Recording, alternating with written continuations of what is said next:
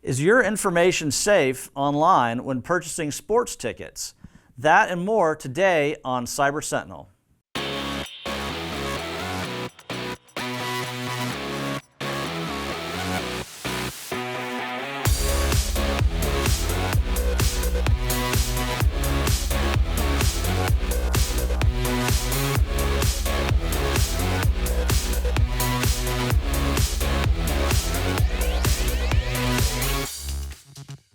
Hello, welcome to Cyber Sentinel. This is Alan Adcock. I'm CEO of ASC Group here in Atlanta, Georgia. And today we're going to be talking about some cybersecurity incidents in the news and additional ways to keep your company safe online. How can spearfishing affect our everyday lives? So spearfishing has been in the news back with the Mueller report. We talked about it. It's been out again, this time with more details coming out on the Florida voting system compromises. Again, the perpetrators use spearfishing. Spearfishing is targeted targeted deceptive email practices. This can affect any company, not just election stuff, any company. So we're going to talk about this again. The key here is end user training. There's no way to fully stop spearfishing attacks at the edge of the network. There's no amount of scanning of inbound email. There's no amount of anything like that we can do on a technical side to fully stop spearfishing. It has to be a full staff effort to be able to identify spearfishing emails. And they're tough. These guys are getting really good at compromising your message traffic. Looking through that message traffic and crafting stuff that looks incredibly realistic and looks like it's come from an internal source. For our clients, we do a number of things to help with this. We can put banners on inbound mail so you can tell if a message is originated from outside the organization. We also do a ton of end user training. Training can take place in a classroom setting. It can take place in an online web-based training platform. We recommend using all of the above. And it has to be something that's integrated into your company culture and is something that people get used to as a regular course of business. One of the favorite things around here too is to go and fish those clients friendly fishing to make sure that those lessons are being taken to heart and that your staff is learning how to do those. Our guys are getting really good at creating these as well, just to see what kind of learning path your company is on. So make sure that you're focused in on that. Have some kind of at least a computer-based training program around fishing and spearfishing in particular, and have those controls around financials that use another method other than email to make sure that those transfers of funds are authorized by the correct people. Is there a way mobile tickets can get hacked? So it's the end of basketball season, and the Atlanta Hawks have been in the news recently. Unfortunately, it's for a cyber breach on their website. So the Hawks website was compromised, and what happened was there was some malicious code inserted into the website where you go and purchase your tickets. So the code would record the transactions, all the keystrokes coming from those transactions. The guys that put that code there then had access to usernames, passwords, any of that information that was keyed in, potentially credit card numbers. They're still doing research on that to figure out how far along that is. This one was discovered by a company that was scanning the internet, looking at website code to see if a particular method was in place that these guys were using to skim that information. Detected it on the Hawks site. Again, they're still researching how long it had been there. If you purchased tickets for the Hawks online at their site, you might want to look at, watch those credit card statements, make sure you don't have credit card fraud going on with that credit card information being compromised. As business owners, we all got to be diligent about making sure that our sites aren't compromised in this way. Your web host should be able to provide at least quarterly scans of your site code to make sure that there's nothing like this in place.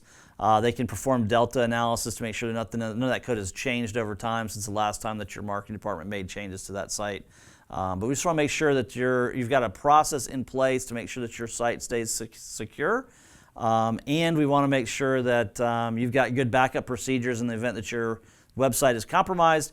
You want to be able to restore that thing rapidly to a known good configuration that doesn't have any malware on it. So just keep that in mind. When you're buying tickets online, that site could be compromised. We also don't make sure that you're not compromised yourself. What are your insights on account passwords?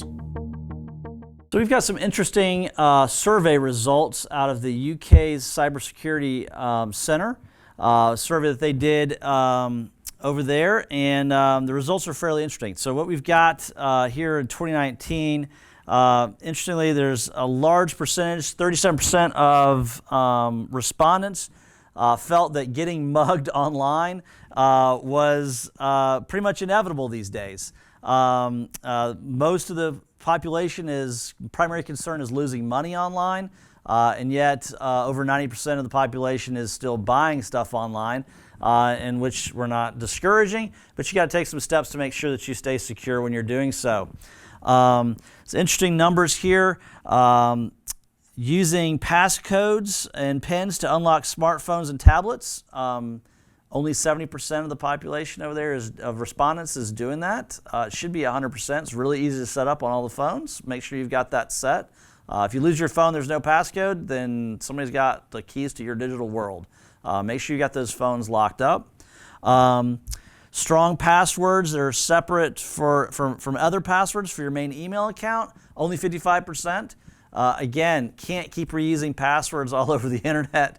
You got to have some different passcodes, particularly for privileged information, stuff that's got financial information, your company access codes. You cannot reuse those company access codes on other stuff like social media and your personal stuff. Big no-no there. We've got only 25% of respondents are using two-factor authentication. I think in the coming next 12 to 24 months, you're going to see a huge push on two-factor authentication. Two-factor authentication means you have something you own and something you know to unlock access into an account.